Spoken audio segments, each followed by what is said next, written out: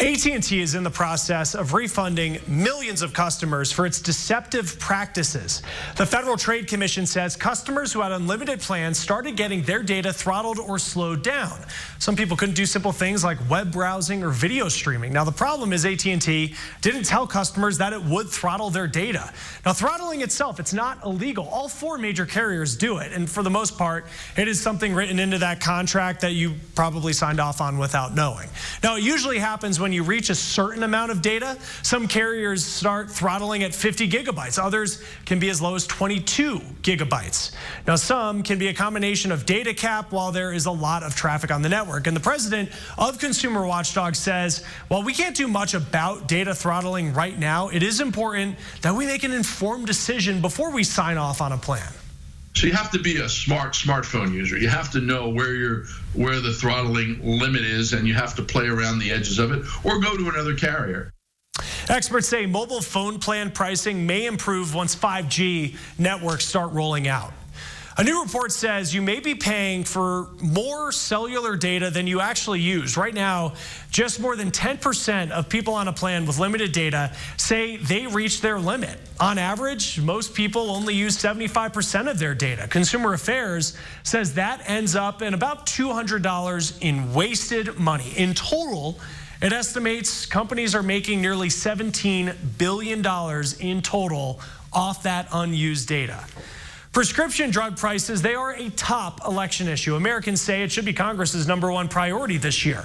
Monday on The Now, we're taking a look at the tough decisions that patients are forced to make when they're dealing with high drug costs. Hopefully you saw the beautiful sunset, still a little glow on the horizon. That's where we're headed tonight. We'll stay dry, the wind will calm down. 23 in the morning, 44 your afternoon high with a mixture of clouds and sunshine. Here's the temperature trend. Waiting for the Monumental Marathon in the morning. That's the hardest part. Once you start moving, temperatures will be warming up. 45 the afternoon high and partly sunny. That's all for the Now Indy. The news at 6 starts right now. This is RTV6 News at 6, working for you. Have bigger things to worry about than coming to school. Worrying about is their teacher going to treat them the way that she's treating the child that's sitting next to him. A Call 6 investigation uncovers black students facing harsher discipline in Indiana schools, how the problem is impacting our families and our money. I'm Call 6 Investigates Kara Kenny. We are live on the RTV6 Facebook page right now, taking your questions and comments about this discipline disparity. We want to hear from you, and just ahead at 6, we'll tell you why this problem is happening in the first place. I'll detail the weekend, then we'll focus on near record temperatures early next week and even some snow. Help is just a call away. I'm Stephanie Wade with where you can turn for assistance this winter. And good evening to you here at 6 o'clock. I'm Mark Mullins. And I'm Amanda Starantino. A quarter of black teenage boys in middle and high school in Indiana have been suspended, according to federal data. A Call 6 investigation found all black students in our state are more likely to be disciplined and arrested in Indiana schools than students of other races. And it's a problem our Kara Kenny has been digging into for months. She explains how this disparity affects all of us, including our pocketbooks.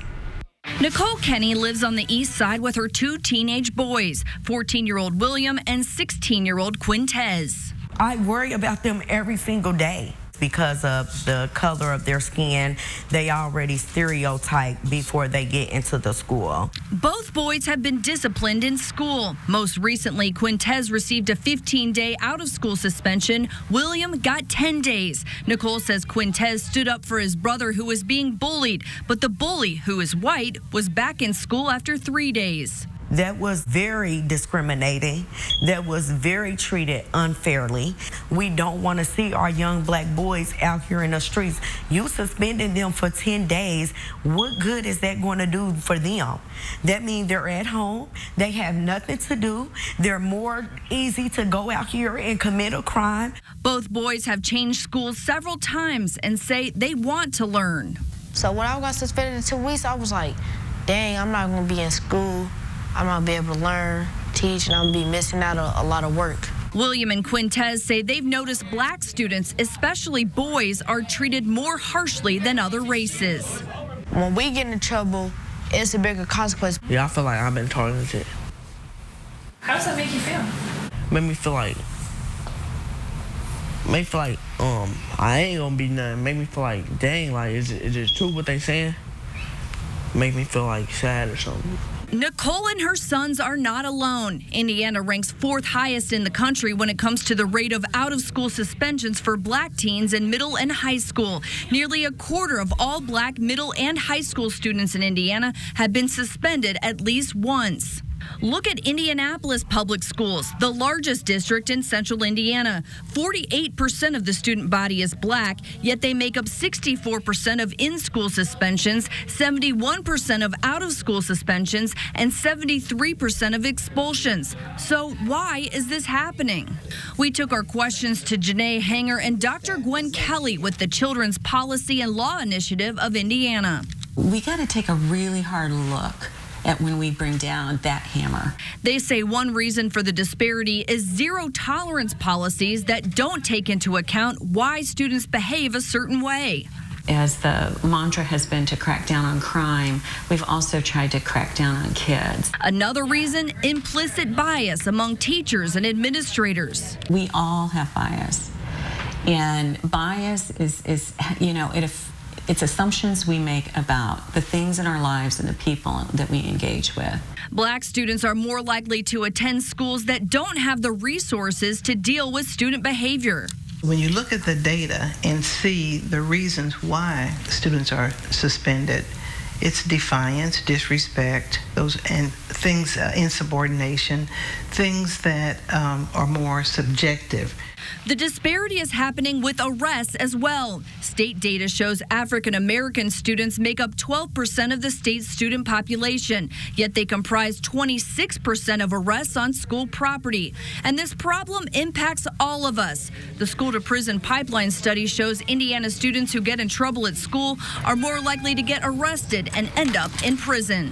They face collateral consequences that follow them and that make it disadvantage them being successful. We, the Hoosier taxpayers, pay $77,000 a year to confine a single young person. That's more than it costs to send your child to college for a year. Hanger and Kelly say part of the solution is training for teachers and school administrators on things like implicit bias, trauma, and cultural competency. As part of the Positive School Discipline Institute program, they've trained 34 schools so far, teaching school leaders to focus on why students behave the way they do. No, we're not saying children should come to school and cuss everybody out. We're not saying that kids should come to school and fight. But usually there's a reason behind what happened. Nicole Kenny says a lot of it comes down to cultural and communication differences. She says another solution, schools need to hire more staff that come from the same background as their students. Dig down and see what the problem is. Some of these kids are waking up every day in an abandoned house and coming to school. These teachers don't know that. Some of these kids come home every day to no food. So I feel like if they have more teachers and more counselors in the school that come from the environments in the neighborhood that these kids are coming from, they will have a better understanding and they will have a different discipline plan for these children. We want to hear from you. What are your ideas to address the discipline disparity in Indiana classrooms? We're live right now on the RTV6 Facebook page with voices. Join our discussion right now. We're getting a lot of really good comments, and we might include some of those on the news tonight at 11. Join us right now. All right, Carol, we will check back in on that conversation here in just a few minutes. Also right now on the IndyChannel.com and the RTV6 app, we have questions you should be asking your school. You can even look up the discipline numbers for your own school on the RTV6 app and the IndyChannel.com. It's a cold evening around central Indiana, but it's nothing like this morning. We fell into the teens, the coldest November temperatures so early in the month since the early 90s. It's not just the temperatures. Kevin Gregory shows us what else is changing. I thought I would visit Monument Circle because this is the last weekend before the fountains are drained for the year. Another sign that winter's just around the corner. I'll focus on the cold in a minute, but first let's look at the mild side of the forecast. Here are 3 things you need to know about the weekend. First, dry weather is expected both days, so you'll have the green light to finish up any yard work.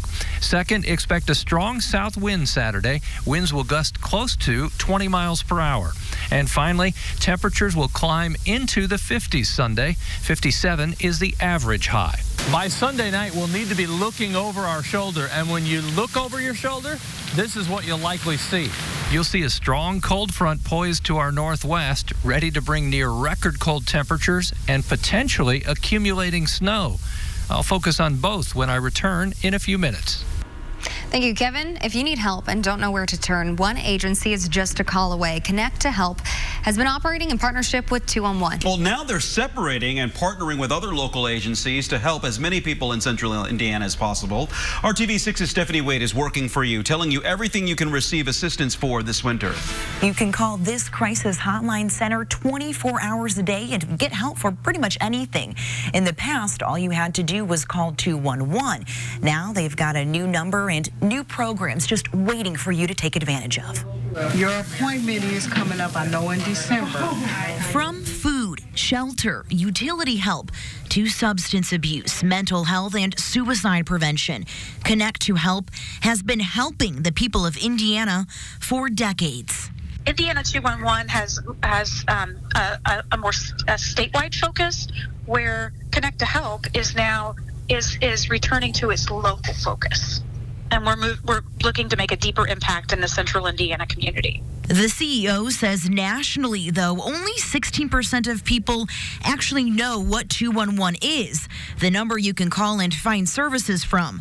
Wanting to focus more locally, Connect to Help has decided to separate from 211 and use their original phone number, 317-926-HELP, instead. This is Mietta calling from Connect to Help on behalf of Meals on Wheels. That's not all that's new. This week began a new partnership with Meals on Wheels, where they call and check in on their hundreds of clients to see what other challenges they may be having. People are getting the resources that they need because we're making these calls that now Connect to Help is going to be assisting us with. David Carpenter delivers meals to clients like Tina every day. Hey, Tina. Hey, oh, look at you. Hey. You are on fire today. He helps me a whole lot. I appreciate him. God has really been good. Community partners coming together and trying to get the word out about everything you can receive assistance for this winter. There are people in the community, marginalized populations, and even then not even people in marginalized populations that are going hungry because variety of problems. You know, they're having trouble getting out of their house, their car may have broken down, their family may live in another state. They need to be able to eat. Not only that, they need to be able to eat nutritious food. Thank you. Yes, Stephanie Wade, RTV6. Well, Connect to Help also needs more volunteers to answer phones, and more specifically, the suicide hotline. Head over to their website at connecttohelp.org. Right now, breaking news just into the RTV6 newsroom. Disturbing video out of Southport High School. It shows a student being attacked in a bathroom. Perry Township School says the 3 students caught on video carrying out that attack have been arrested. School administrators say the expulsion process is being put into place, and the other students who witnessed and recorded the attack will face discipline as well. We will have much more about this developing story tonight on the news at 7 and at 11 o'clock. A former high school teacher accused of having a sexual relationship with a student has entered a guilty plea. And she now knows her punishment, too. This tops the RTV6 news feed. The Marion County Prosecutor's Office says Catherine Hagan has pled guilty to child seduction, dangerous control of a firearm, and dealing a controlled substance.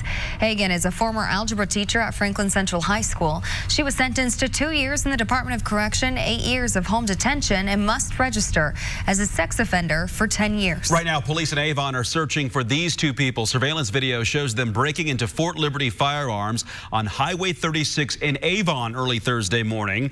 Once inside, officers say the alleged thieves discovered that all of the guns were inside of a safe and they couldn't get any of the weapons. Avon police tell us the suspects stole other items. Call Crime Stoppers at 317-262-TIPS with any information. One person is dead, another person is seriously hurt after a head-on collision in Claremont on the west side. IMPD says the crash happened in the 8900 block of Crawfordsville Road, just east of Raceway Road, around 5 this morning. Investigators say the cause of the wreck is under investigation. And tomorrow, thousands of runners will take over downtown Indianapolis streets for the Monumental Marathon. The race starts at 8 in the morning on North Capitol Avenue near East Washington Street. Here's a look at the roads you need to avoid: Meridian, Fall Creek Boulevard, Washington, Pennsylvania. Make sure you check out this map on the RTV6 app before heading downtown tomorrow. Next, we're checking back in on the conversation about discipline disparity in local schools. We are answering your questions. Trophies on the line tonight. Week 12 of Friday Football Frenzy. Sectional championships are live tonight at Mooresville. They got East Central. Mike Gillen, number 5 of the all-time win list. So join us coming up in just a bit. Dave looks comfortable out there. Will be a cold night. Details on that. And look what comes our way Monday with another blast of cold air. Some snow to talk about. We'll do that next. Awesome. See our mattress experts this weekend.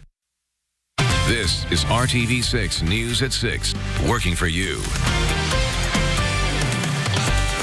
I'm Call 6 Investigates Kara Kenny. We are live on the RTV6 Facebook page. We're talking about the discipline disparity that exists in Indiana classrooms. A Call 6 investigation found that black students are more likely to be suspended. They're more likely to be arrested and even expelled, and that's having an impact on all of us. Right now, we're having a community discussion with Voices and a student at Indianapolis Metropolitan High School. Let's talk about solutions. Is the solution to have more schools that take this social and emotional approach? Kia? I say yes. I say that approach fosters healing. It fosters conversation, and it helps us get to the root cause of why, the act is occurring and how to better approach it. Okay, thank you, Ms. Kia. Everybody join us on our RTV6 Facebook page. We want to hear your thoughts, your comments. Appreciate it. Talk to you soon. Thank you, Kara. 6:15 on this Friday night. It was a beautiful sunset. It's just after sunrise tomorrow morning that thousands converge on downtown for the Monumental Marathon. Our Kyle Mounts is downtown now at the Convention Center, where it's all about getting ready for tomorrow. Kyle? And Kevin, I've been counting my steps today, but I'm going to be nowhere close to the number of steps that they're going to count tomorrow. In fact, I looked on Google, and the marathon runners are going to put their foot to the pavement more than 52,000 times as they hit the streets of Indianapolis in the morning. It's going to be cold in the morning. Right now, it's pretty comfortable, though, here as we are at the Convention Center for the packet pickup. Also, the Health and Fitness Expo that's running here until 8 o'clock. It's been a busy place. More than 15,000 people, though, coming through to pick up their racing bibs and checking out that latest in running gear. And again, it's all going to wind down at 8 o'clock, and you got to get that bib because they're not going to be available tomorrow morning. Let's look at the forecast for you quickly, and temperatures are going to be around 20 degrees.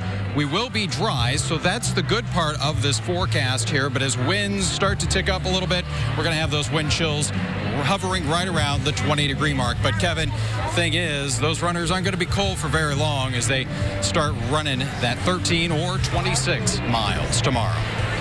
It will be an interesting challenge. There's no better feeling than when you're running the half marathon and you're turning to go home.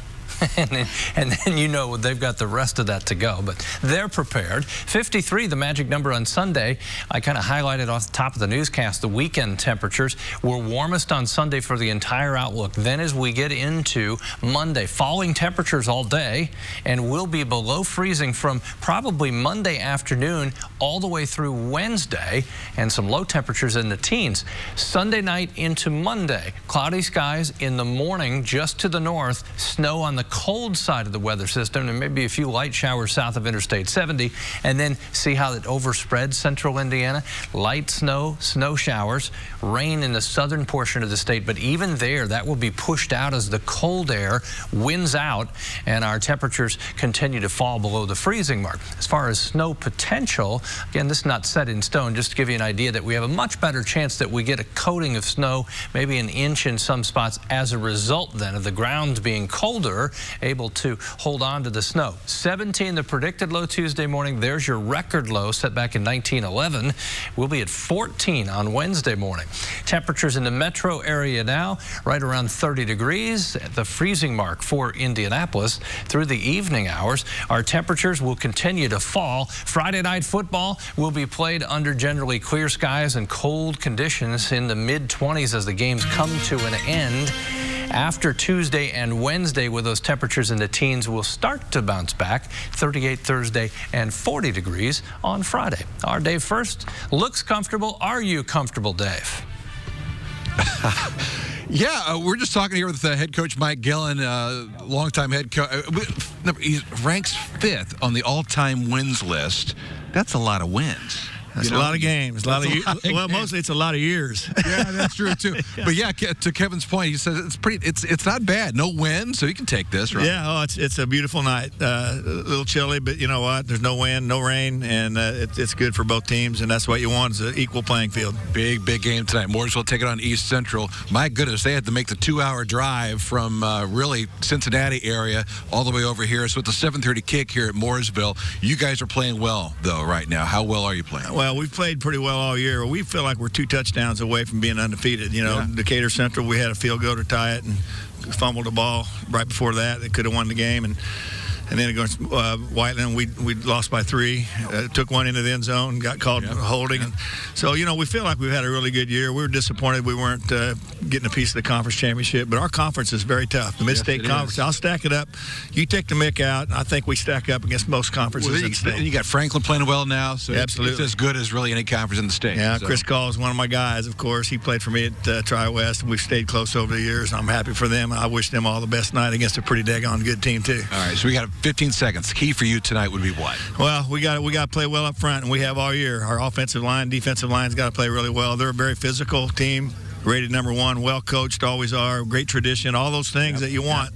And we've got to match that intensity tonight. That's what we got to do. And to Kevin's point, a sign that the weather's not too bad. Coach Gillen's still going with the shorts. It's all good. Have fun tonight. Right? Thank you. I appreciate it. Mike Gillen, the head coach.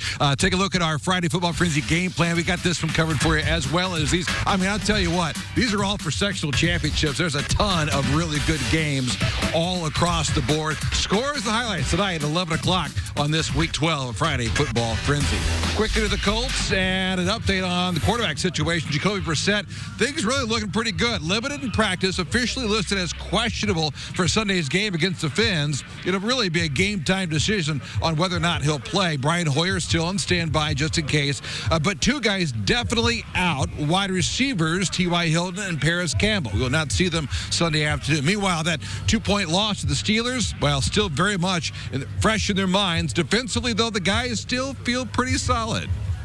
If we don't beat ourselves, we win each ball game. And like you said, every game is a very close game. And, you know, despite of us losing last week, I mean, the defense, you know, I really think that we had some great moments playing defense. So, I mean, we keep building off that, and hopefully we keep climbing up this mountain. All right, Colts and Finns Sunday. Remember, that's a 4 o'clock kick Sunday afternoon. Finally, the week book ending with IndyCar news. Monday was that huge Penske announcement. Today, word that another team has added a full-time schedule to its calendar. Jack Harvey, Myers Shank Racing, will do all 17 races next season. He competed in 10 last season. 26-year-old Brett had a best finish of 3rd at the IndyCar Grand Prix at the Speedway last May. The Honda-powered team will pair up with Andretti Technology as they add to their expertise. The series opens just 5 months on the warm and sunny streets of St. Petersburg, Florida. It's not too bad, a little chilly. We're back to wrap things up, though. The News at 6 continues after this quick timeout. Unforgettable jewelry. Time for the RTV6 photo of the day, and this is a look at Hoosier National Forest on a fall day. It looks like what was a good day for a horse ride, and those fall colors are just stunning. They are. It looks amazing. Thanks to Michelle Sims for sending us this picture. We want your photo of the day. Email it to us at news@wrtv.com. And Michelle needs to invite us next time because I'd like to do that. That looks so pretty. You can just imagine the hooves in the leaves making the noise, right? All right, let me show you a quiet photo. They're gathered on the couch waiting for a walk. Oh, if I ever needed help. Guys. All of them. Maddie, Joseph, Havana, and Araminta. How about that? Andrew, thanks for sending in the pups pictures. The whole gang. In the 20s through the evening, but dry. I want to join them on the couch. Up next, World News. We'll see you at 7.